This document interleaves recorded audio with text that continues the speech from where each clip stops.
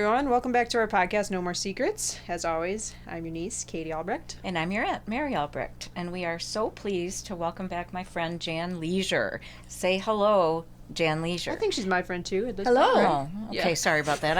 It's just like it's my podcast, right? Yeah, I do that a lot. Anyway, we're all friends here. We are welcoming her back because we ran out of time the last time with, her conversation. And her podcast was really well received, and everyone says you're a wonderful speaker, and you're very entertaining and interesting, but also very bright. So I'm entertaining. You're entertaining, but you're not stupid. Okay, and also we just we have more that we want to say. Now, if you recall, Jan Leasure, I like saying that. Jan Leasure. Full name, yeah. Full name. Can't just be Jan. I like calling her janleasure.com. She is the one who found out she had kidney cancer from getting a CAT scan because she fell downstairs. Couldn't pee on a stick because of, or in a thing. Anyway, it went crazy on TikTok, and now you go ahead and share with that because I don't really know what that means. Well, it went a little viral on TikTok, so you are a TikTok star now. Oh, yay! Our biggest. Are you familiar with TikTok? I am. Oh, nice. Okay. I understand the assignment. Okay. I love that Mary doesn't know what you're talking about. I have no clue when you say that. Yeah, there's just bits that happen on TikTok and stuff. Oh, okay. But yeah, so we had a video with you on there that had like 100, I think we're at like 150,000 views. Get out! Like that. Yeah, and we gained like Can I do all your loans? Free advertisement for you too, right? Yay! Yeah. Diamond Residential Mortgage in Company Libertyville, in Illinois. Yeah. So if you guys are watching from the last video, you probably remember her. But yeah, so it blew up on TikTok. We got like 1,200 followers from that video and other videos and everything. So it's kind of exciting.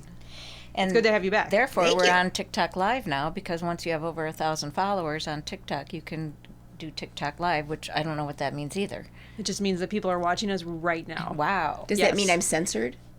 Nope. Or not censored? Absolutely. Or do I censor myself? No fucking way. No featuring Jan Leasure. No fucking censorship. Okay. They might turn us off, but it's fine. Yeah. We actually don't really care. Oh, sorry. Oops. Oops. But anyway, so yeah, thank you very much for that, janleasure.com. And is that still your website? I think it should be high on LakeCountyLoanGoddess.com. LakeCountyLoanGoddess.com. And she truly is a loan goddess. Like, she can get loans for just about anybody if they're willing to do what she says, right? They have to be good students. Huh? They have to be good students. Good students, got it. But anyway, one of the main things that we tapped on with the last episode, but we can review it again. You had talked about, well, you've got two daughters, Jordan and Jade, and their father, John, has passed away.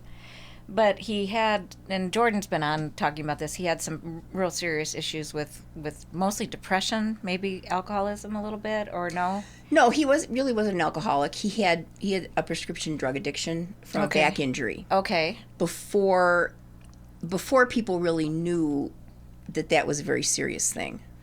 Got it. Okay. And then the depression was sort of the overriding problem. And I know we mentioned in the last podcast that he wouldn't be at family dinners. He'd be in the basement, that kind of thing. Anyway, I thought that we could elaborate on that because we ran out of time the last time. And Jan had the great idea to also morph it into a discussion about what to look for in a partner. You know, if you're thinking of getting married or just a life partner, or if you're having children with somebody, certainly what to look for. Kind of more of a, like, we should teach this in school, to... I should hold up a danger sign, though, in front of myself, because I am not a good role model for choosing a partner for myself.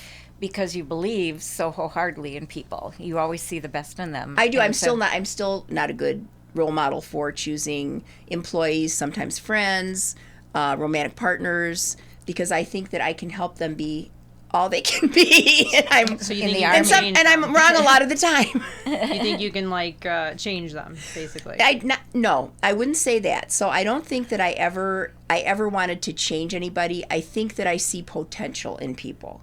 I think there's a difference. Definitely, if somebody, I think if you want to change somebody, you want to change how they are inherently or how you believe that they are inherently. But I'm not like that. I don't think that I want to change anybody. I think that especially in the case of my ex-husband, I really felt that he was smart, that he had a lot of potential, and I thought that he was a good person, and I thought that I could, and also he came from a background of being from a small town, from a family of 7 kids. He was the middle child. We never discussed any of that. So I was an only child, and I had everybody's attention. I could be fat, I could be ugly, but to my parents, I was on stage tap dancing, and I was Shirley Temple. So I had good self-esteem. He did not. What I didn't know when I was young was that you can't fill up an empty vessel with self-esteem. You can't do it. Mm-hmm. They need to do it themselves. Yeah, you can't. Yes, somebody has to do it for themselves. But I really thought that if he got positive reinforcement and I could help him make the most of his gifts, let's say. Okay. So you're basically trying to extract out of people what you see in them already, as opposed to put something in there that isn't and make them completely different. And so, but you're very hopeful for people. However, sometimes too hopeful. The people need to, like you say, be good students. Like the same with the loan thing. They need to be willing to learn from you and take your advice and do it. And not rebel. Same with trying to help somebody become the best they can be. But I will say though, in talking about that relationship, like I wasn't looking for a student. I was only 20 when I got married, and I thought that I had enough information. I thought that I understood the assignment. I didn't. And yeah. Is this something? Yeah, Mary doesn't get that. It is funny. This is an old dance. Yeah. Understanding the assignment is like a comment trend. We'll show you later. We'll show you later. But I didn't feel like I was marrying somebody that I had to drag through life, or that I had to drag up the ladder. I felt that I was looking for something that was more of a partnership, and that I would enhance his ability to maybe reach his potential. I mean, I really at that time did have that in my head. Okay, and what happened? When did it become obvious that he was going the other direction in terms of his depression? So it's almost embarrassing for me to say this. So it actually became obvious, I think, when we were married about 6 months. And I don't know if we have ever had this conversation. So this is something that I really haven't thought about this or hadn't thought about sharing this. He didn't graduate. He was a year older than me. We went to NIU. He did not graduate a year ahead of me like he was supposed to. So I graduated in 3.5 years. We were married. We were married in August. I graduated in January. He was supposed to graduate before, but he didn't have enough credits. So instead of me going out and getting a job, I went right into grad school when I was like just turned 22. And I was waiting for him to finish his undergrad. So my degree was in English. I wasn't really in a teaching program, and I was getting my master's in literature. And he was finishing his education requirements. So the first semester, when we were back to school in the winter semester, he was student teaching, and I was in grad school. So he got up every day. I made lunch for him before I went to my classes because he had an earlier day than I did, and I helped him get prepared. I took him to the store and we bought suits together. And we were really very poor college students. So we spent money getting him all ready so that he'd make a good presentation to the students. Yeah. And he was student teaching at a junior high school in DeKalb, which is what he told me. Oh. So apparently we haven't discussed this. Nope. So we had a fabulous apartment. It was 1,200 square feet above a bar called the Shamrock. So if anybody went to Northern, they would know that place. It's not there anymore. And he would get up and he would go to student teach, and I would do whatever I had to do, and I'd go to my classes, which are not necessarily 9 to 5, right? And I'd study, and I had a study a study partner, and she actually was in my classes, and she came home with me one day. And I needed to get a hold of him, and I'm not the kind of person who will spy on the person I'm with. Well, maybe I am now, but I wasn't then. Okay. And I just would take for granted that somebody was being honest with me. So we're 8 weeks into the student teaching program. So for 8 weeks, he got up every single day, went to student teaching, took the lunch that I made him, and then came back around 3:30 or 4. So I had gotten a call, and my mom had an appendicitis attack. And I needed to get a hold of him, and this was before cell phones. So I got the number of the school where he was student teaching, and I called the school. And I think even now I sound younger than I actually am. And then I sounded really young. Oh, yeah. So I called the school, and I said, "Hi, this is Jan Leasure. I'm looking for my husband, Jan Leasure. He's student teaching there, and I need to get him a message." Today I would just go there in person, but But I called. And the secretary said, "Oh, I'm really sorry. We have no student teachers this semester." Oh my gosh. And I said, "What?" I said, that can't be. I said, "I know that my husband is student teaching there, and this is his supervising instructor." And the lady said to me, she goes, "Honey, we have no student teachers here." She was very nice to me. Okay. Almost like feeling sorry for me. Oh. She said, "You need to call the education department and talk to somebody over there who assigns student teachers, because we not only do we not have him, we have no one." Wow. So I hung up the phone, and I told my friend who was there, that, I said, I'm speechless. I don't know what to do. I don't know where to find him. Ugh. So I did call the education department, and not only did they tell me that he was not student teaching, they told me that he was not enrolled in school. Oh my gosh. Wow. So, and this is probably before HIPAA, right? So they just spilled their guts, and they told me that he hadn't shown me. I didn't ask him. I never asked him for his report card. I wasn't his mother, right? Yeah. Why would you? And he didn't offer it. And apparently, at fall semester, he did not finish an education class, and he got an F in it. He didn't show up for a final, and he was not only not in school, he wasn't allowed to come back. He didn't flunk out, but for that semester, he was not allowed to enroll in the classes that he needed to take in order to become a teacher. It's kind of suspended or whatever. Right. So for 8 weeks, he was MIA, telling me every single day that he was going to student teach. Taking the lunch. Did you guys live together at that point? We were married. Yeah. Okay. So we were married. And he would leave in the morning, and then every single day, come back after. Oh my gosh. So what happened when he came back that day? So when he came back, and I told my girlfriend, I said, "Please don't leave."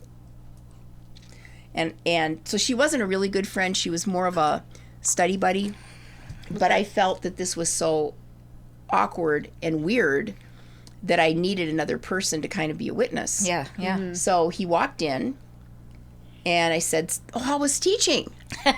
How was school?" And I let him go on and on and on and tell me how great school was. Power move, I like that. Yeah, and I was only 20. I was 21 maybe by then. And I said, tell me, I was sort of interviewing him. Tell me about it. Oh, what happened? Were there any students that did anything interesting? Yes. Yeah. How was your cooperating teacher? And he had pretty good lying skills. I mean, he kind of rolled with it. Okay. And then I said, that's so interesting. And the girl that was there was getting really nervous, Okay, but I'm like, "Don't leave." And I said, "It's so funny because I have an emergency at home, and I have to go home, and my mom has an appendicitis, and we only have one car, and I need to take the car and go back to Des Plaines." And I called the school. And do you know that the school doesn't know who you are? How odd. How is that possible? Could you explain to me how the school doesn't know who you are? And at that time, then he started to get kind of nervous, and he was telling more lies, though. He was just telling, they were wrong. And so I said, well, let's get in the car and drive over there so that they can see you and they can identify you and you can find out, because, if they don't know who you are, how are you going to possibly get credit for these classes? Oh, gosh. So in the end, he broke down in front of my friend and he started crying. So then I knew I wasn't in any kind of danger. So I let her like run out of the apartment. And, you know, he's like, I didn't want to disappoint you. I failed this class. I missed the final, and I went to the teacher's house. He went to if that happened now, this would be a really huge deal. He went to the teacher's house and he begged the teacher not to fail him or to let him retake the final. Wow. But I knew nothing of any of this. So, and I still don't know where he was. He told me, I still remember. He said, I went every day to Hingston Park and sat there. Okay. So for like 8 hours. Why the fuck wouldn't you have gotten a job, right? We're on food stamps. We're students. You know, I'm waiting for him to graduate. Oh, so, man. All right. So it's hard for me to explain this on TikTok and on, and on your podcast, because the first question that people would think would be, what the fuck is wrong with you? And why didn't you just run away right at that moment? Okay. And I was planning on doing that. And I had him get his stuff. I got in my car, and the very first thing I did was I went home. And I had to go home because my mom wasn't feeling great. And my parents were sleeping, and before cell phones, so I couldn't call in the car. You know, it was back in the dark ages. Mm-hmm. And I woke my dad up. And I thought that when I told this to my parents, that my parents would immediately like come to my defense and protect me. And I'm Italian, so you just expect your parents to just come in and do everything for you. And I expected my dad, who was kind of like the Don, to immediately be angry and try to get me away from him, right? Absolutely. And instead, my dad had him. I went back to school. This is after my mom got better. I went back to school because I was in my grad program. Right. And instead of just like helping me get a divorce or advising me to get a divorce, my dad got him a job. Oh. So, Jeez. So it was a very confusing time for me because I was on task to get my master's. So I had to go back and finish. I couldn't just let that go to shit because of his issues. And I didn't have my car because he needed the car to go to work, and my dad got him a job driving a cab because one of my dad's friends owned the Red Top Cab Company. Oh. So my dad immediately got him a job, right, so that he was being productive. And they didn't really talk to me or encourage me to get a divorce. Now, I found out 35 years later that my parents really didn't stop me from getting married because they wanted to see. My dad wanted me to have kids because he was a heart patient, and I think he thought he would die before I had any children. So that's a whole nother story. But this particular instance, when did I know?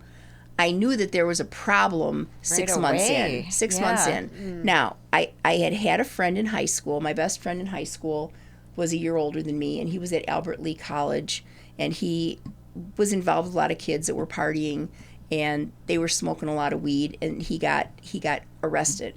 He had some, and I was like totally straight, right? Totally a straight kid, and he had some marijuana leaves in his car, sprinkled on the floor of his car by accident, right? Like this much. Yeah. And he went to a car wash, and the car wash guy found it and called the police and turned him in. Oh my gosh. So, and his dad was a colonel in the Army. So oh no. So he had gotten in big trouble, and his parents got him off of all this. The reason I'm bringing this up is because he had to go to therapy. So I was 21, my best friend was in therapy, and the doctor wanted to talk with some of his really good friends. So I went and I was talking to him, and I really liked this guy. And it was the first time I ever really thought or learned or had any firsthand experience with therapy. So my way to handle it then was to get Jan Leasure to go to therapy. Okay. But I thought that he would go to therapy by himself first, and then maybe we would go together. But this was like this was a very new thing to me. Therapy back then, yeah. Yeah, just in general, therapy was right. So I made the arrangements, and he went by himself, and I was so angry, like I didn't want to go with him. So he went by himself. He went twice. And the irony is, like, now looking back at this, and I won't know because he's dead, but did he even really go? Oh, right? I was wondering if he was even telling you the truth with, like, where he went. Like, well, I still don't know. You know, I was like, does he have a boyfriend? You know, is he I had no idea what, you know, what he was, and I still don't know where he was for those 8 weeks. And he didn't have a lot of friends, so it's not like he was just out hanging out with friends. He could very well have just been sitting in the park and just completely not knowing what to do. You know, but anyway, I had him go to therapy, and after 2 sessions, then he told me, well, he was okay. He knew what he was going to do, and he was on task, and he knew what and I believed him again, and so I didn't leave at that point. And then, how long were you married again? Married is different than together. So we were another thing. Yeah. Well, we were married. I mean, our divorce wasn't final for 35 years, but for 10 of those years, we were living in the same house and not really together. Mm-hmm. So you filed for a divorce, and it went on for No, I waited. I waited. Okay, I was confused because you said that it wasn't final for 35 years. Well, no, it wasn't. We were together in the same house. Okay. Right, for 25 years. And then for the last 10 years, I was living in a different part of the house. Okay. And he continued to just kind of go downhill. So after all of that, I mean, that you're really young and all, were there any good periods of time where he was productive and working, and you guys were, you know? Well, there were. I went on to graduate with my master's, and then I got a job teaching in Downers Grove, and he was in the process of getting his degree, and he did his student teaching where I was teaching. But from that point on, I was looking for a partner. I thought that's what I was getting. I thought I was getting a partner, somebody who would be sort of like an equal partner, and we would have the same goals and objectives and have fun and work hard, play hard. That's my whole thing. But work hard, play hard together. Work hard, play hard together, right. But it turned out to be, you know, me working hard. Yeah. And, I mean, he was kind of like along for the ride. I don't know of any other way to explain that. But he did graduate. He couldn't get a teaching job in Downers Grove where I was because he was a social studies teacher, and there were not a lot of job openings for social studies teachers. So I left my school that I really liked, and we came up and we were teaching in Waukegan because a teacher that was a very strong influence on him in high school was teaching in Waukegan, and they needed teachers. Like, they still need teachers. Mm-hmm. And that's where we went, and that's where we stayed. Years, so he was a really good teacher. I think he got a lot of positive feedback from his students. Mm-hmm. They really liked him. And he stayed teaching for about 12 years. After Jade was born, when Jade was 6, and we were still both teaching. So I was teaching, but at the same time, from the time I was 21, I was selling real estate. And then when I was 23 and I got my master's, I was teaching, selling real estate, and teaching for Columbia College. I started the program in Gurnee with a friend of mine who was a counselor at Jack Benny, but he also worked for Columbia College. And so we started the program, but it was remote. There was no building, you know. But I taught probably 10 hours a week. I taught college, and I was doing a lot of different things. So I was always, like, I'm always busy. I'm always busy doing things, and I think that in my defense, that creates a situation where I don't sit back and really evaluate the situation because I always think things are going to get better. Yeah. I mean, you're hopeful. You're optimistic. But when did I realize that there was a problem? It was pretty fast. So after the 12 years, what did he do? After the 12 years of teaching. So every time there would be a problem with the school district, we both worked for the same school district. So if there was a strike and we weren't working and we weren't getting paid, it would impact us both. And by then we had Jordan, who was 5, and we had Jade, who was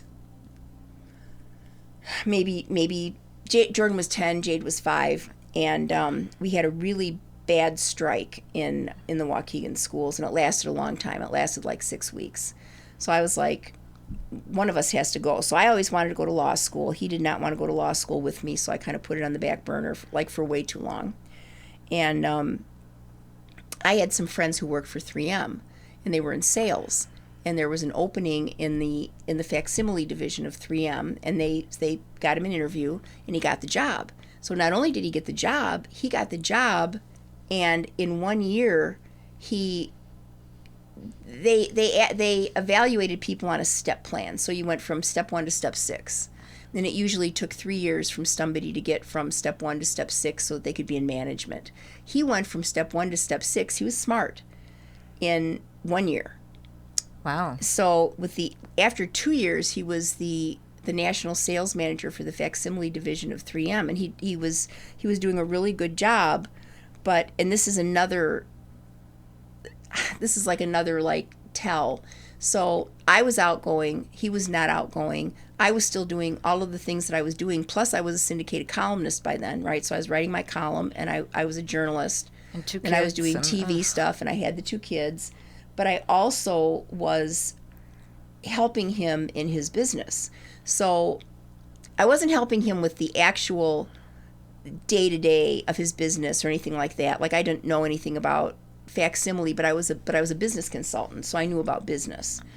And his people were all over the country, so if people would fly in and he was training them in the office or something like that, and we had to take everybody to dinner, I would always go with, and it's just natural for me, right? I just butt in and take over. Yes. So I think we talked about on the last one that your dad was a salesman, right? So I guess I'm kind of like my dad. So I would talk to all the people and keep everything going. Now, while this was happening, though, I didn't really realize that. This wasn't in my plan. You know, I didn't think, oh, well, I'm going to go and, I went because of course I wanted to help him.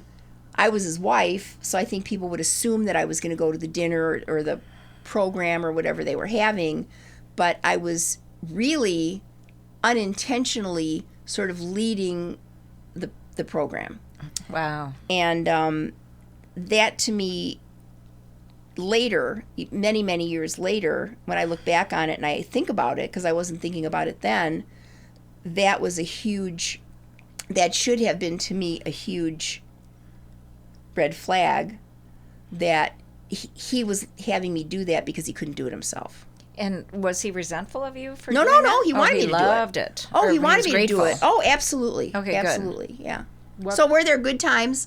Yes, there were good times, but sometimes you get tired of always being the leader of the pack.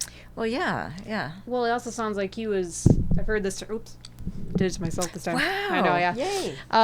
I've heard this term on TikTok of weaponized incompetence, where he was incompetent, but as a way to, like, make you do stuff for him in a way, where he, like, makes you, like...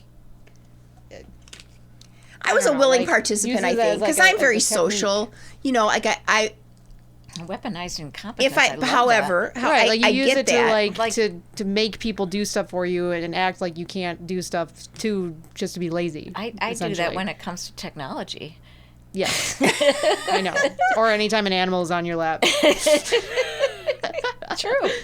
Yeah, I don't think that's exactly what it was. I think he really felt that I was so good at that I was a great asset. I don't think that either one of us, I don't even think he realized that he couldn't really do it. Yeah. Because I did it for him. Wow. He didn't have a chance to learn. He didn't have a chance. He didn't. No, I just did it. I just was like, okay, we're going to go here and we have this many people, and let's do this. Yeah. Now, as he became more depressed, he became angry. And he became very angry. He became very jealous. He became very controlling. And, my kids don't even know about any of this to this day. They weren't involved in it. It was never something, there weren't big fights. There weren't big arguments. Did you guys try to keep it away from the kids when there was, or? Well, he didn't. He never did anything or acted out when they were there. And he wasn't a bad father, but he was emotionally absent. I think you can be a bad father and not be a bad husband sometimes, like. Well, yeah, true. Or vice versa. Or vice versa, yeah. Like you play different roles, and sometimes you suck at one of them, Like he was kind of disengaged. He was disengaged emotionally, but as he had more issues and became more depressed, the issue wasn't that he didn't care about me. The issue was that I was all he cared about. Wow. And it became that's a lot of pressure. So but I didn't realize that. It's like sort of an evolutionary process. And it's like when we were talking about this last time, I belong to a lot of women's groups, like divorced women's survival. Some are private, some are public. And I joined them. I'm probably really too old to be in any of these groups because the things that I'm talking about happened a while ago. I'm not in the throes of a divorce. I've been divorced for a long time. So for me, it's kind of history. But I joined them maybe so that if I have any input, and I'm not in them all the time, but maybe I can help somebody. But that's like what we were just saying. Like, it's good to see like the other end of it. When you're going through it, it's good to see someone, I went through it, but I also am past it now. When you see all the pictures on Facebook of people's weddings and people's wedding pictures and their engagement pictures and their baby pictures, and the parents look so happy and they seem like they're so into each other and they seem like they're so in love, and then cut to 5 years, and these are the people that are in the divorce survival groups, and all of a sudden the guys, they've got kids. The guys are trying to take the kids to another state. They're trying to keep their wife from going to another state. They're fighting over the kids' health. Are they going to be vaccinated? Are they not? They're trying to hurt each other. Usually, from the perspective that I'm looking at, it's the guys that are trying to hurt the girls. But then, if you take their wedding picture and look at it, like you would never believe that things would happen. So in my case, it could also be a good photographer that just knows how to true. Make it look Yes, exactly. Yes, exactly. But in my case, I don't think that I have any pictures where I was looking like at John like that ever, because I think I was too young. I don't think he was the love of my life. I kind of actually pulled the trigger and got married. My dad was planning the wedding, so my dad invited all of his business friends, and one of his good friends was Billy Wirtz, who owned the Blackhawks, and Billy Wirtz owned a building on 666 North Lakeshore Drive that had the whole top of it was like a private restaurant and a place for meetings, and that's where my wedding was. I remember that from. Did you go to it? No. She probably wasn't born. No. I forget. I was very young. Yeah. Oh. But then, how do you tell your dad? Flower girl. I was the flower girl. How do you tell your dad that it's not good? That maybe we shouldn't. Or that we shouldn't do it. Yeah. How do you tell him? And I could see him. He's so, my daughter's getting married. Yeah. Exactly. Sounds like an Italian. I thought so. Yeah. Didn't sound Indian this time. Nope. See, every accent I have is like. It comes out Indian. Like the Simpsons, the guy. But so with all of that, and kind of this is a good segue to it,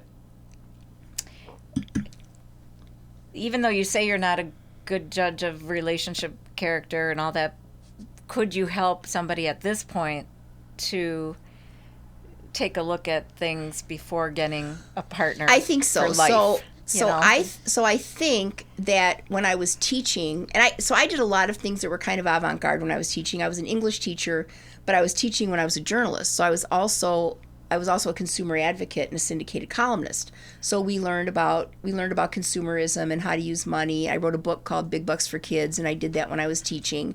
And I used my students as examples, and I used their little jobs that they had as they were all in the books, right? They were all in the books.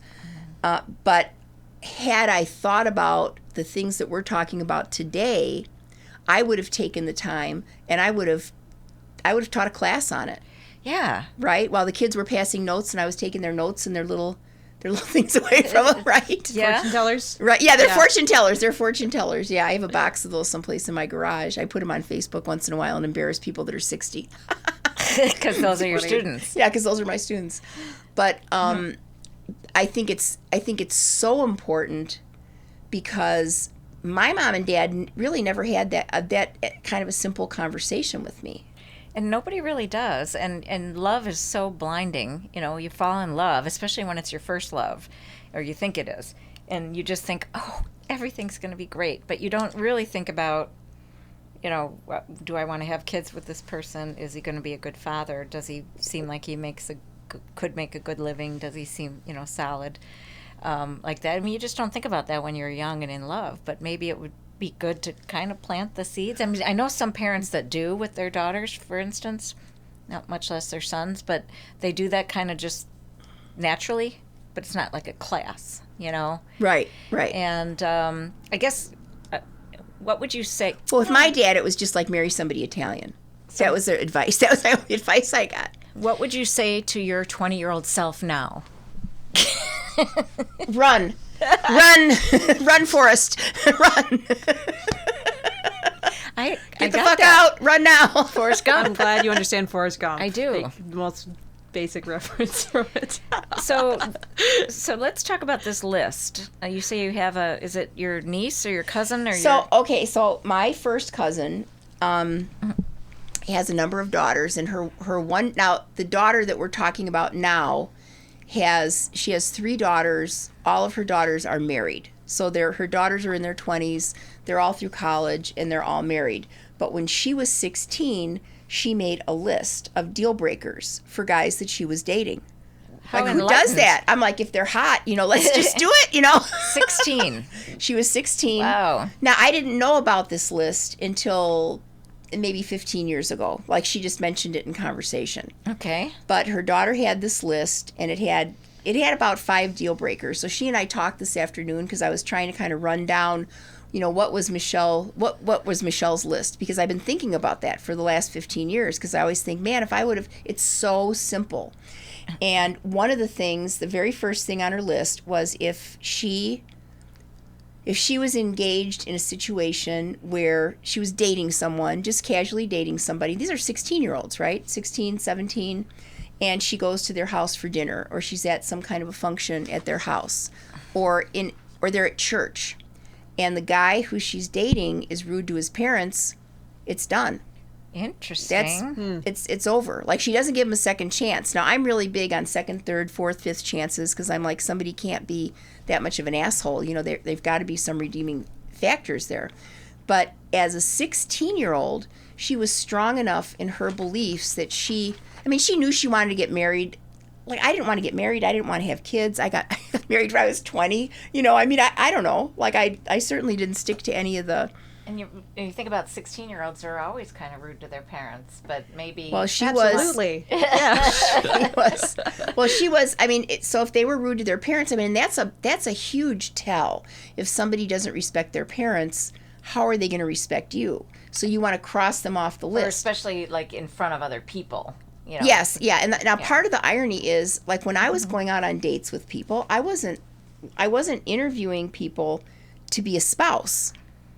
I was just kind of going out to have fun. So it never occurred to me, and I feel like I was pretty mature and everything, but I wasn't like looking for husband material, right? Okay. That was the farthest thing from my mind. I was like, are we going to have a good time at the movie? Should we go to the hut? Should we go, go to a dance, go to a teenage nightclub? Sorry, kids, they don't have those anymore, but... Europe, they do. Oh, we should go to there. Let's go. Let's go to Europe. Yeah. Come with us Euroteen on our honeymoon. We're going to Portugal. Yay! Be me, Matt, and Jan Leasure. It'll be great. Do they genuinely ask about you? Studies, job, diet, food? What does that mean? Well, another one of her deal breakers was, does the person always talk about themselves, or do they ask about you? So another one of her daughters was a teacher, and she also did this. And she went out on a date with somebody, and they asked her what she did, and she said that she was a teacher. And not once in the whole evening did they ask her what it was like teaching, why did she choose to be a teacher, what motivated her to do that. They didn't ask one question, so she never went out with them again. I like it. You know, Yeah. but I think you have to be aware, and you have to be forward thinking in order to always have something like this on your mind. So when I was discussing this last week with my cousin, trying to extract this information out of her, and so she said it's not the big things, it's the little things. You have to look at the little things. So she said it's like a poker player. She said there are tells. People give their tells, but you have to be open to recognizing what those are and to acknowledging those things. So when she said that to me, and I've thought about this over my whole life, so it's not like I didn't recognize this as being a bad thing, but it was like a light bulb went off in my head. So I'm trying to think of, okay, what are some of the small things that happened in my life or in my relationship that should have been a red flag, that should have made me run the other way. So when we were in college, Jan Leasure and I went to Brookfield Zoo one day. So we drove from Des Plaines to Brookfield Zoo, had a great time, went to the zoo. We're on our way out of the zoo. We're driving back, and at Brookfield Zoo, there's kind of a lot of traffic. Like if it's a big day, there's a lot of traffic. We're trying to get back on the expressway. Can't you get like really close to? Oh, you meant like You meant like actual traffic. No, I mean actual traffic, not foot. No. We're done at the zoo. We're in the car. We're coming back, and it probably was like high traffic time. Maybe it was like 4:30 or 5 o'clock, and we're trying to get on 294 to come back home. And somebody either cut him off or drove too close to him, and he was a very quiet person, so he wasn't like me. He was very quiet, seemed like he was just very nice and easygoing, right? And the person cut him off a little bit, and he had his window down, and he screamed through the window at this person, and he's like, "Get the fuck out of the way, you old man." Now I am a big respecter of my elders. And when he said that, it shocked my whole system. But again, right? I probably said something to him like, what are you doing? Why are you so mad? But he immediately backpedaled, immediately pulled back. But I knew right then that I should not be in this relationship. I knew it, and I went anyway. But it was a small thing. It was a small thing. Yeah. Right? You would think it's a small thing. But as it turned out, he grew to be someone who didn't respect his elders, and he didn't talk to his parents, and he wasn't a family person. And I found out after, and my parents did so much for him, so much. Before we got married, they got his teeth fixed. Oh. That's a big expense. It was a huge expense. It was probably like $5,000 in 1969, Right. So I don't think they did it as much for him as that they didn't want me to be with somebody who had bad teeth. Why, Mary? Yeah. What else would I want? But I found out after my dad died that he hated my parents. What? My whole life. I didn't know he hated them. I thought maybe he was... he never showed Oh, he was jealous of them. He felt inferior to them, right? But they did so much for him. They took us on vacations. I mean, they did... Did he show that to them, like to their face? No, because he was very passive-aggressive. Oh. Like, I can't be... I'll take some. Oh, thank you. Mary can just suck more of my personal life out of me. It works really well. Hi there. Hey there, Mister. Yeah, so also on the list, some of the things, okay, so that's the dismissing things you say. So if there's something that's important to you and the person brushes over it or ignores it or doesn't want to get into a conversation with you about it, then maybe that's something that you should look into a little bit more seriously. Especially if it's on a regular basis. So I've got some more examples of this, all right? So I like to work out. I like to run. So Mary knows this. And I didn't have a bike when I was in college or when I was a teenager. And after we got married, I wanted us to buy bikes so that we could get some exercise. And after we got married, John wouldn't ride a bike. Wouldn't go with me anywhere unless I like tricked him into it. You know, if I said, okay, we're only going to go 2 blocks. He also didn't. He wasn't in good shape, right? No, he wasn't in good shape. But he told me that he was the star of the basketball team, and he's very tall. Told me that he was the star of the basketball team in college. Now he went to a small school, so I'm sure he did play all the sports that he did, and he told me that he was on the track team. Right. But then he never really followed through after we got married. All that ended, and he did not tell me that he didn't know how to swim until after we were married. A week after we were married. At all? I said, let's go swimming. And he's like, no, you go. I'll watch you. I'm like, you're not my fucking father. Like, get in the water, you know. And he's like, well, I can't swim. What? I'm like, what? I mean, this is a pool. You know what I mean? It had a deep end and it had a shallow end. Stand in the shallow. Yeah. Okay. You're 6'5". Hang you know? on the edge. Yeah, Do your head's gonna be above the 6 foot He's mark. 6'5". Yeah, that's funny. So and there's no shame in no shame in being a swimmer. I mean, like I'm not Mark Spitz or but do you know who that is? I do. Oh, so there you go. I was trying to think of Michael Phelps. Yeah, and it came out Mark Spitz. Same sport, different era. Different era, yeah. But yeah, Michael Phelps is pretty big. what does this mean? But it sounds like he was yeah, go on. Oh, sorry. No. He was the things that were important to you, that you like expressed were important to you. He just like disregarded. He completely disregarded, right? But now it was my cousin who actually brought this to my attention by telling me that these were part of the things that were on the list. And of course now, obviously, years later, I'm looking in retrospect down the road, and I'm like, duh, I could have had a V8. Maybe we can get V8 to sponsor this episode. That'd be nice. No, okay, so what is this? When you open yourself up to be vulnerable, you overlook the deal breakers. So this is something that I think. I'm not good at, even though I do it a lot, I'm not good at letting myself be vulnerable. So that's interesting. But Jade allows herself to be vulnerable. And Jade I'm not going to talk about her personal business, but she has had a number of relationships. I mean, she's married. She has a beautiful son. She's married to a great guy.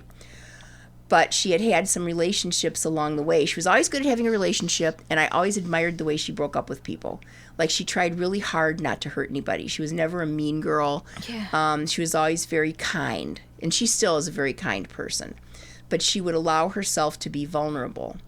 But when you allow yourself to be vulnerable, the fall is much harder when things don't work out. Okay. Right? So I think that also goes along with not about overlooking things, right? That if you allow yourself to be vulnerable and you open your heart to somebody, you really want to see the best in them, and you don't want to look for all these. Then the little things that my cousin says are really big things, you overlook because you think that they're little things. And you're vulnerable in the sense of how much you allow yourself to care for that person, right? And overlook certain things to make it work, right? I like that. But I think I think that's true of so many people. Okay, I like that. That's really. That's a good point. I think that's when you have like an edge, like people talk about the walls up. You know, you're more protected, but you're not getting to know someone in that deeper level, I think. Well, you want to be open. I mean, if you're going to, I think that if you're going to be in a relationship where it's going to work and you're going to be a true partner, like another example, okay? So we were married before I knew that John failed his class and wasn't eligible to go student teaching. Okay, we were married before. You were already married. We were already married. Yep. So I'm thinking, and this is the other thing. I mean, he was class president. He was many, many things in his school. It was a small school. So I went to Maine West in Des Plaines, where there were 1,500 kids in my class the first year till they built Maine South. There were probably 150 kids, maybe in a school. I don't know. I mean, it was very small. So it was probably easier to be the basketball star because you were the only tall person. person. But I wasn't thinking that. I wasn't thinking any of those things. But he still did it. No, he did it. No, he did a lot of things. He was well respected in his class. I think that he had a lot of potential himself. One of his problems was that his dad got a job in a different city when he was in his junior year. So the person that got us to come to Waukegan, who was a very kind family, they told him that he could stay living with them to work out his senior year because he had a girlfriend in the town where he was going to school, and his parents wouldn't let him do that. So they ripped him away from his girlfriend, from all the things he was doing in high school at the end of his junior year, and he had to finish his senior year at a different school. And I think that that had a ginormous impact on him. Mm-hmm. Yeah, people didn't realize back then, don't interrupt the high school years like that, if you can help it. So yeah, it does mess up people with their friends and stuff, and it gets kind of hard. But someone's phone just dinged, it sounded like. Yeah, maybe yours. I don't know. It wasn't. Oh. Okay, our producers are watching live, just so you know. So they already know these things before we say anything. Right. So that's what happens when you're famous. Right, yeah, we're famous. Did we mention that? Thank you. Did you guys know that? All of you watching? Yeah. Diamond Mortgage Residential. Or maybe a little commercial. We're friends with them. I guess, okay, so it sounds like there was, based on these deal breakers, but also what you were saying about John, is that there was a lot of, little things that added up to being, a big... They were really huge things, but I wasn't seeing them as huge things. I was seeing them as things that we could kind of get past. Mm-hmm. But what was, the straw that broke the camel's back at the end of it? Where you finally decided to separate or fully divorce? He never decided to separate. He never did? No. I had to wait until someone came along and... swept you off your feet? Or? No, swept him off his feet. Oh. Yes. Didn't see that coming. Love where conversations go sometimes, yeah. So I would never have viewed myself as an abused person. Mary and I had discussed this over the years. In my mind, somebody who's in an abusive relationship, there's serious verbal abuse, serious maybe physical abuse, putting clamps on, not clamps, virtual clamps on somebody so that they can't participate in the things they want to participate in. Isolating them. Isolating them. So many things like that. All right, so I'm outgoing. I do my own thing. You can't tell me what to do. Right. Right.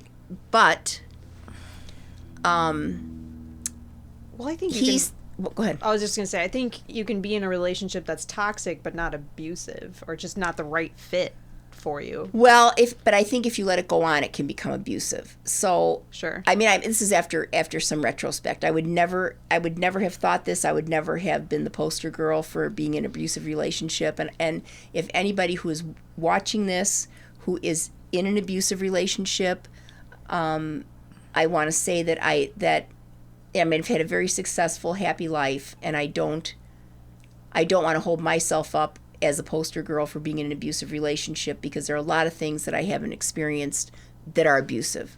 However, he suffered horribly from depression and had many emotional problems. I tried to get a divorce probably from the time I was 35, from the time Jade was 1. So about 15 years into your marriage? Yes. Okay. And every time I would try to discuss it, or try to go to therapy, or try to negotiate something with him, he would threaten to commit suicide. Oh. So, having been an English teacher, right, and so never really having experience with that personally, but being an English teacher, if you have studied literature, there are many, many examples of suicide in literature many of which I was familiar with because I read the literature. So I read everything by Ernest Hemingway. Ugh. And then if you study the life of Ernest Hemingway, and Ernest Hemingway, smart, et cetera, committed suicide. Then his granddaughter committed suicide. And then, it's kind of like a ripple effect.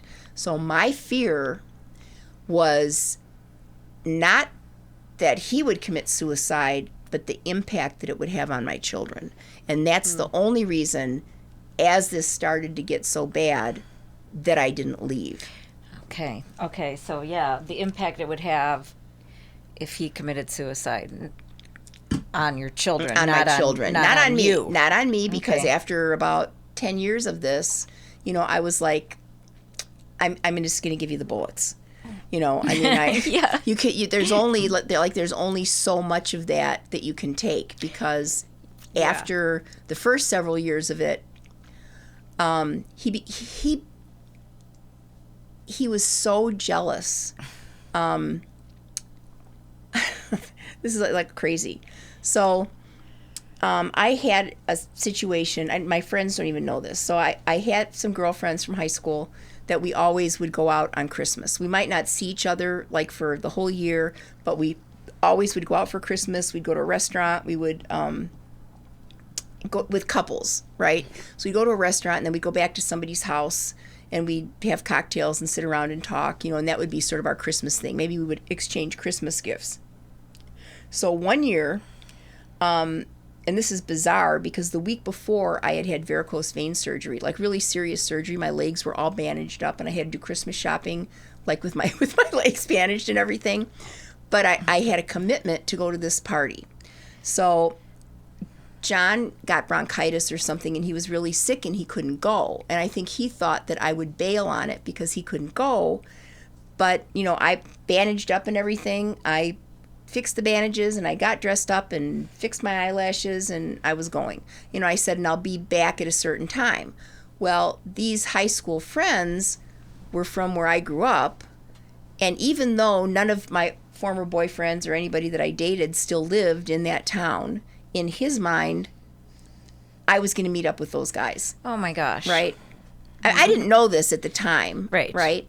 But so we went to dinner, and he must have called me 10 times. Now keep in mind, we were married 20 years by now, right? He must have called me like 10 times. I was at my girlfriend's house. He kept calling me. And I'm like, I'll be back when I get back. So when I finally left my friend's house, and I'm driving, and I said, I'm just calling you to let you know that I'm coming back. And he just had some kind of a meltdown on the phone. So I hung up, and I'm driving, and it's kind of icy, and I said, well, I'll discuss this with you when I get back. And he literally kept me up all night fighting with me. So I had this surgery like a week before. I was really tired when I got back because sure. I pushed through to go meet this social commitment, because I would have been sorry if I didn't do it. And he kept me up all night long because you asked me what was like the turning point, and it was this one night.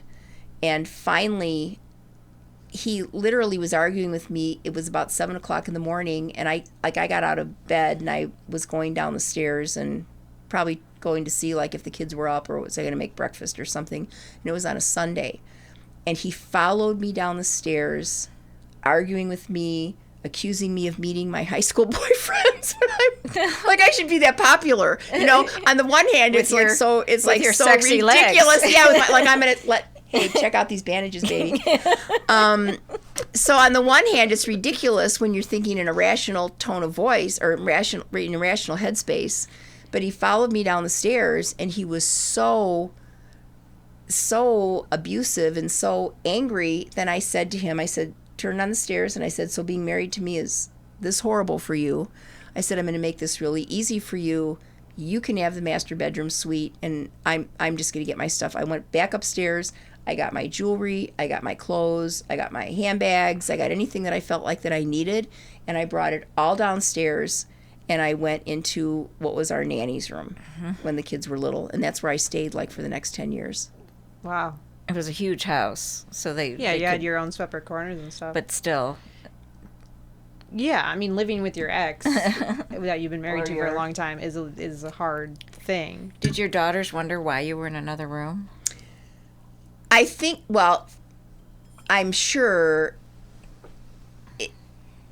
in a rational mindset, I think they knew. I think Jordan was in college and Jade was still in high school when this actually transpired. But I don't think anybody wanted to ask me because I think they didn't want to know the answer. Mm-hmm. So when you're kids, it's kind of like the parent trap. This is my perception. And that kids don't want their life to change. Not that they don't care that you're miserable or you're in a horrible situation. If they don't have to see it, then they don't know about it. You know, I think it's easy to ignore. Well, they thrive on routine too, and having two different households would highly disrupt that routine, I think. But I was wondering, going back to like the suicide thing. Mm-hmm. Now, after you've had some like time to think on it and stuff, do you think those threats that he made had weight to them? That's a good question. Because, yeah, go on. Okay. I want to hear what so I think no. And I always thought no, but there was always a part of me that thought, what if he really does it, and then how will it impact the kids? Sure. However, and this is a little bit difficult for me, in the final analysis, because he is deceased, mm-hmm. and I'm convinced that his death was assisted suicide. So I can't really, because there's other people involved, I can't really get into any of the details of that. But he was the kind of person that would say to me, well, when I die, I just want you to just kick me to the curb, and I don't want any kind of a service, or I don't want this, or I don't want that, or get me cremated, and it doesn't make any difference, you know. And then I would always say, if you're dead, I'll do what I want. Right? Really? Right? I'm like, it's about the living. I'm like, are you gonna control me? I mean, like, if you die, you know. And so, I mean, I say that tongue in cheek, but the reality of the situation is, oh God, Mary, you just suck this shit out of me. I don't know. I have that tendency. You do. So, without getting into really personal situations, he passed away suddenly. I had just taken Jade to the airport 24 hours before. She and her husband had saved money for 3 years to go on a European vacation with 10 of their college friends. Oh, I didn't realize that. Or 5 that. of their college friends and their spouses. And they had the whole trip planned, and I dropped them off at the airport, and they were so excited, and they're on their way, and Jordan was pregnant. And I get a call from the police at 11 o'clock at night that he had passed away. So 3 or 4 months maybe after she got married and she was pregnant. So I get a call from the police, and I'm like, why isn't the wife calling me? And he said, oh, she doesn't think you want to talk to her. And I always invited them to every holiday and everything. You know, I didn't feel that we had a bad relationship. I mean, we didn't really have a personal relationship, but I didn't think we had a bad relationship. And it was a big shock. So I stayed up the rest of the night, and I was like, okay, I don't think that his wife is going to write an obituary. So I stayed up all night and I wrote the obituary. I got a text that said, please contact his family. And they were married 10 years. She didn't want to, okay. So I don't know. Yeah. I can't speak to that, but yes. Maybe she just was in shock too or something. Who knows? Sure. And, yeah, okay. But my thing was, okay, I've got one kid on a European vacation of a lifetime. Mm-hmm. I've got another kid who's 3 months pregnant. Their father is dead. What do I do? And I wrote the obituary, and then I couldn't call anybody, and if it wasn't for Facebook, I would never even have told Jade. I would have waited until she came back to tell her. Oh, okay. Because the wife was not having any kind of a service, didn't want to call the family, and that was like all up to me. And of course, I'm sure that John had sort of played that same game with her, but she took it literally. Like, she obviously didn't know him really. And he probably said to her, oh, well, when I die, I don't want anything, and don't let Jan talk you into having anything for me. Oh, and, okay. Do you know what I mean? It was like, poor me, don't celebrate my life, and so on and so forth. Funerals are for the living, they're not for the dead. Well, exactly. So he doesn't get a say at that point, So I did. She believed that, though. Well, no, she wanted to believe that. She wanted to believe that. She wanted to believe it, but you felt like you had to contact Jade because of social media? Yes, because I know, he had 7 brothers and sisters. You can't just not tell anybody. It's just like a secret. And she had just started her vacation, so it was going to be... Like 24 hours before. Yeah. 24 hours before. So I did go... I went downtown. I had brunch with Jordan. Like, I sort of pissed away the whole morning, not telling her, right? Waiting to get back to her condo to tell her, and that was very hard for me. And once we did that, her first reaction was, "How do we tell Jade?" And I said, "Do you want to call her?" And Jordan's like, "Hell no." And I said, "Well," then she's like, "Well, let's call her on FaceTime." And I said, no, we can't call her on FaceTime because that would, I don't want to call her like that and see her reaction. I don't want to be privy to that. But we did call her, or I called her while Jordan was there, and I had to share that with her. And then I said, I don't want to tell you this, but I want to tell you that you do not have to come home, before I told her. And then when I told her, like, she didn't believe me. And then I said, there's not going to be any service. You're not going to miss anything. We'll wait until you come home, and then we'll plan it. And she's like, you're lying to me. I promise I'm not lying to you. And so I said, you need to go on with your trip. And I said, and you need to just go to every city and have a drink and toast to your dad and say something nice about your dad at every one of your meals that you are with your friends. Oh, that's beautiful, but sad. But and hard. Poignant but really hard. So she had to go. And she did it. Yeah, and she did it. And she stayed, and she went on her trip. And then after, we waited until about August. And then, well, one way or another, his ashes wound up at my office. And it became my responsibility. And, I put his obituary in the paper. And we had... The kids and I then planned a big celebration of life for him at Mickey Finn's. So we had videos and we had pictures. And because he was remarried, we didn't really have any of his personal things, we thought. But then he was happiest when we were on vacation. And I had a lot of Hawaiian shirts made for him, but he was a big guy. So it was before the big and tall shops. So I had Hawaiian shirts made for him. And then when he left without taking anything. So what I did was I took those Hawaiian shirts, because I paid for those fuckers, and I put it in my closet, and I had those. So we put those all around Mickey Finn's. I remember that. I was at that celebration. You were there. Not the wedding, but... yeah, you were there. Well, you were the flower girl at the wedding. Right. Yeah, you were the flower girl at the wedding. She might be the flower girl at mine, too, as well as... okay, then. Yeah, as the Reverend. And the Reverend and we could have DJ. Parker. We could have Parker be the flower boy. Yeah. That could be fun. We could play some music to it or something. It was really special, though. Your girls did a really good job honoring their dad, and it was really, it was sad.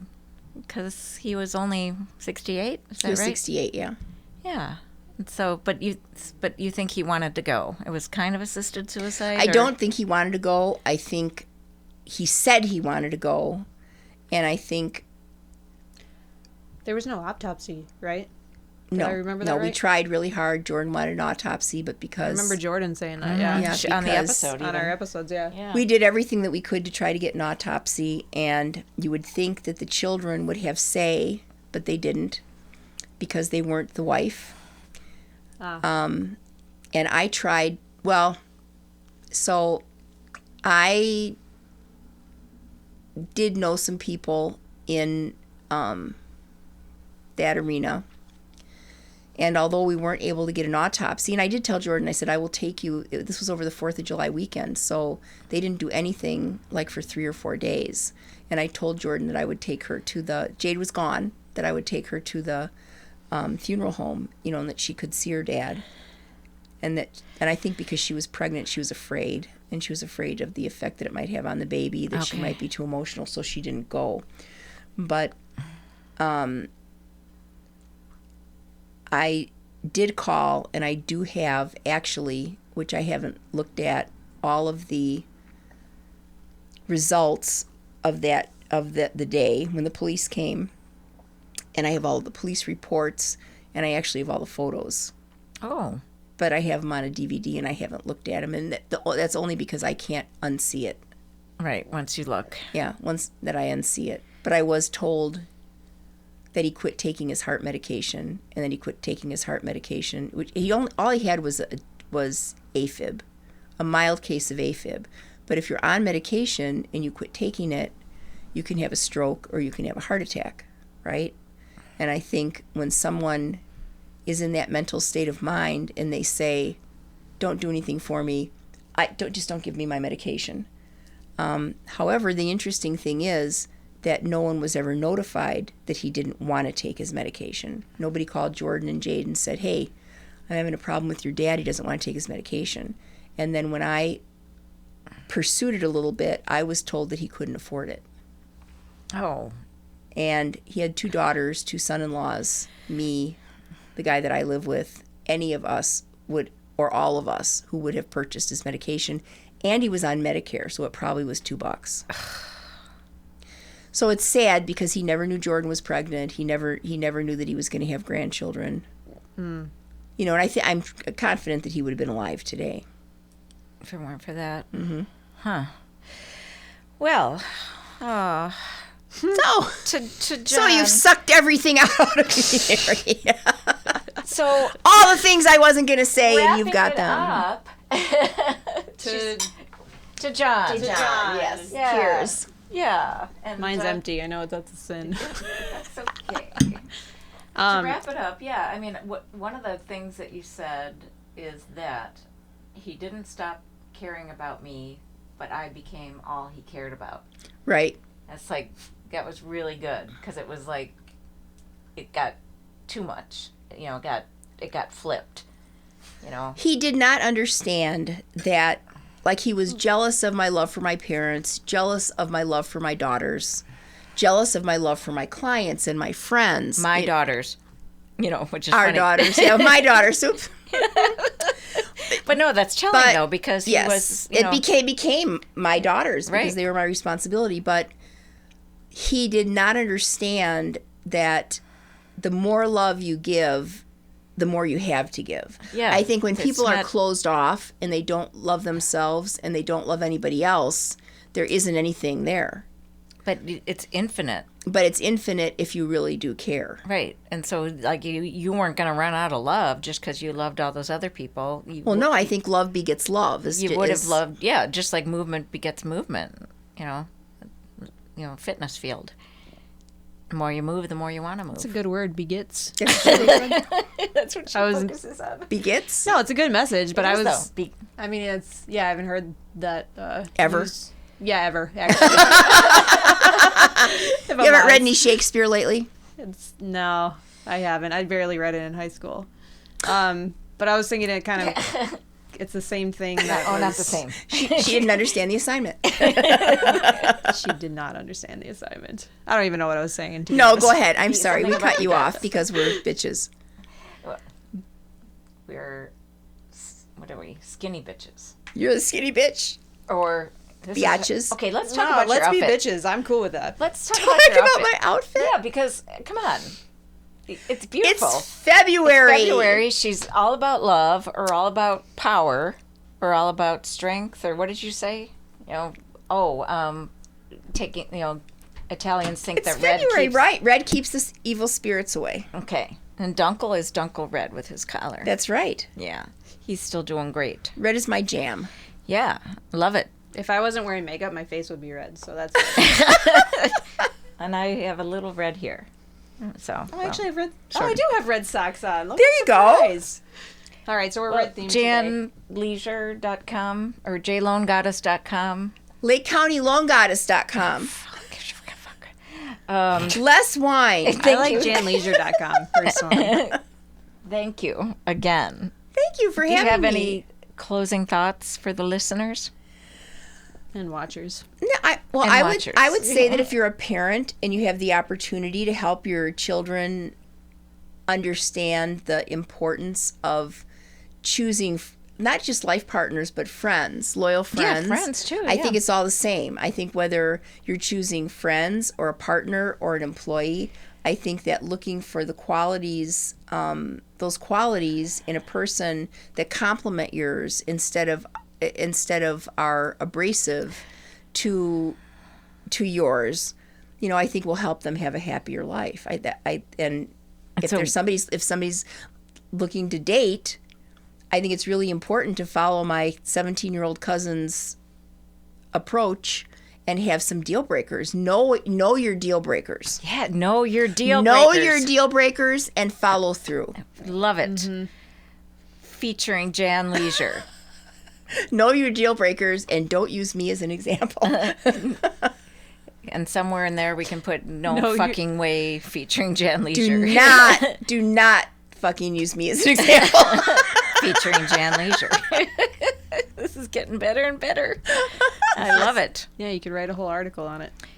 Or more. I think I have to get Dunkel out. So Dunkel we'll is so sign off at this point. Does anyone else have to go to the bathroom or just Dunkel? I'm content. Not me. I'm good. All good here. Okay, till next time, everybody. Thank you very much. Thank you for watching. Thank you.